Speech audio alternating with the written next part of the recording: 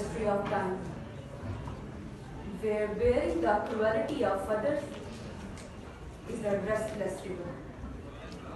I invite you to embark on a journey that starts not with the turn of a page, but with the most complex and unpredictable pain of that mother who lost her son, her spouse, her residence, her dignity, her serenity, her tranquility, and her peace. It's a paradox, a cruel irony, that we, the humans who seek assistance, are left in a deeper state of dependence on the cruelty, which focused on this nationalism, which has many ways of oppressing others. The tyranny on others is not just a blend of teasing or thrashing, Mr. President, but it's a painful tale of continuous suffering in this pathetic encyclical. My Lord, we marred by the oppressions of different actuations, inflations, sectarian violence, religious extremism, begging for our own rights, and uncountable incidents of losing our homes. These oppressions, etched in the annals of our hearts, where families torn asunder, millions were displaced, had to leave their homes and forced to shutter their dreams. Our rights were trampled upon, political dissent was silenced, rule of law became a mere illusion, and our voice was suppressed under the weight of so-called authoritarian rule.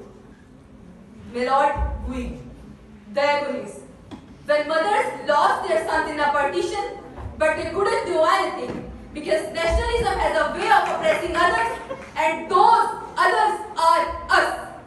The cruel time when a journalist tries to show us the harsh reality, he is shot dead because nationalism has a way of oppressing others, and those others are us.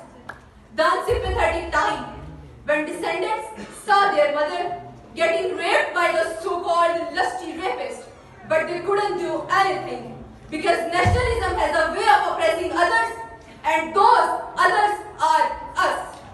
The most unkind year when more than 1,800 migrants died, but there was nobody which could do anything for their families after them because nationalism has only a way of oppressing others, and those others are us. The most unsympathetic time when a little treasure of a Baj Farooq lost his life for the sake of getting relief from these puppet rulers. Then I am bound to say that nationalism has a way of oppressing others, and those others are us. And that most unsympathetic time when after a wedding party of Iraq, a woman buried her husband, her mother, and her 3 kids, and was crying and tired of crying because nationalism has a way of oppressing others, and those others are us. And this unlucky year, when daily nearly 8,800 lives are dying, but we cannot even support them by boycotting their so-called products, in view of the fact that we are getting aid from that, so we are oppressed to shut our mouth. Because nationalism needs others to run the engine of its car. It needs the blood of others. It needs others to bear the cause. And a heartless congratulations, ladies and gentlemen. Those others are us. Those others are us. We are on the complex and uncertain tour with an unavoidable discomfort, Mr. President. The experience of us from birth to death, from injuries to illnesses, from emotional pain to physical pain, are encountered with continuous pain. Throughout history, countless individuals have faced unimaginable pain and adversity because of this nationalism. Because of only this nationalism, we are marred by the oppressions of different actuations and inflations.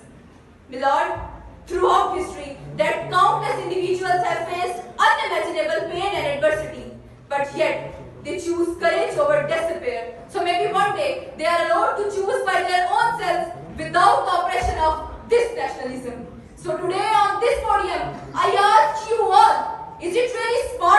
be called as a bearer of this oppression, even the scars of this oppression etched in the annals of our souls.